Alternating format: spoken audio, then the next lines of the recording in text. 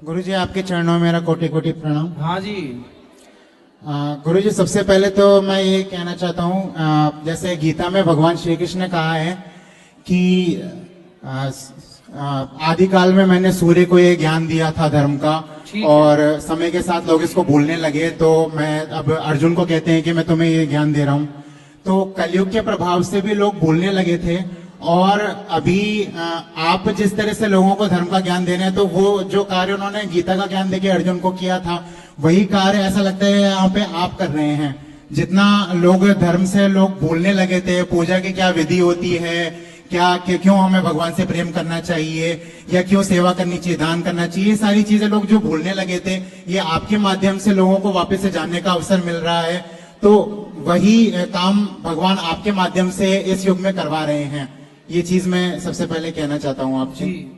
और इसके अलावा मैं कुछ मैंने कैलकुलेशंस की उस हेलो, तो मैं उसको आपसे शेयर करना चाहता हूँ। अगर उसमें कुछ त्रुटि हो तो आप मुझे बताइएगा। जैसा श्री कृष्ण ने कहा है गीता में कि असत वस्तु की तो सत्ता नहीं है और सत का अभाव नहीं है। इस प्रकार कर्मयोगियों द्वारा इसका महत्व जाना गया है। तो जैसा आप बताते हैं कि जो सत्य है वो सिर्फ भगवान है और असत्य सारी दुनिया है, तो मैंने इसका अर्थ ये निकाला है कि असत वस्तु की सत्ता नहीं है, मतलब पूरे संसार में जिन चीजों से हम मोह करते हैं, जो भी चीजें हमें अच्छी लगती हैं, उनकी सत्ता नहीं, मतलब वो नश्वर है, वो हमेशा नहीं रहने वाले हैं।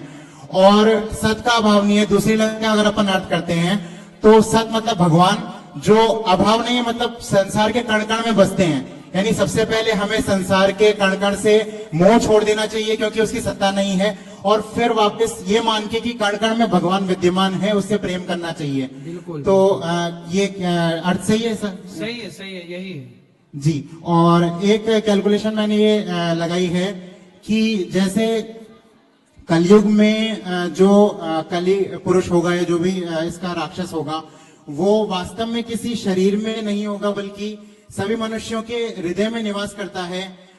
तो अगर इस कलयुग का में पाप का विनाश करना है, अधर्म का विनाश करना है, तो शायद प्रलय ही उसका एक माध्यम होगा। तो क्या कलयुग का अंत प्रलय से ही होगा?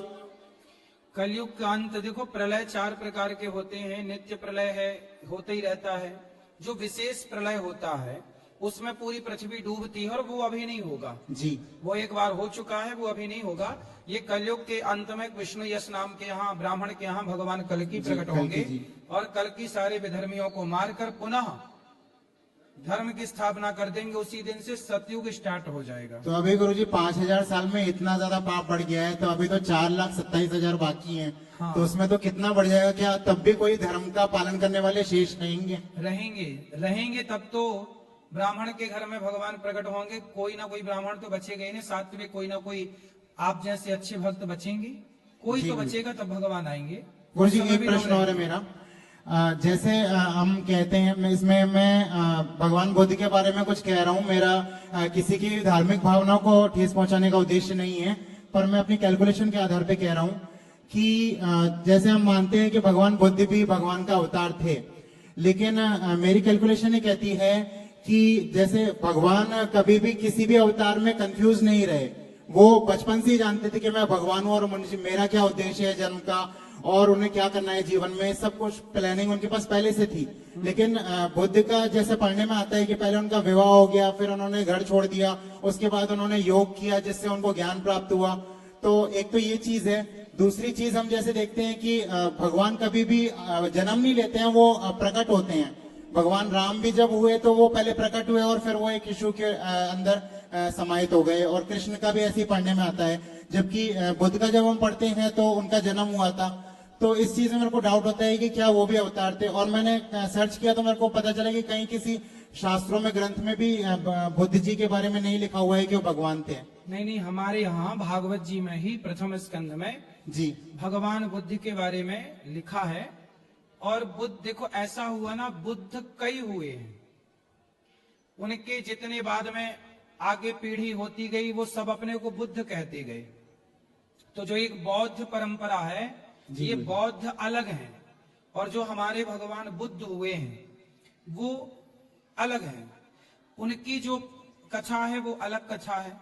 ये तो फिर अपने को बौद्ध कहते गए परंपरा में, जो काम उन्होंने तो कभी गौ मांस नहीं खाया था या मांस खाने के खिलाफ थे, लेकिन अब बौद्ध अनुयायी तो मांस भी खा रहे हैं। वो कहते हैं हम मारते नहीं है, पर मरी मराई मिल जाए गैया तो पका के खा लेते हैं। तो कभी बुद्ध भगवान ने सोचा होगा कि हमारे आने वाली संतानें, हमारे आने वाले अनुयायी गौ हत्या करके और गैया का मांस खा लेंगे?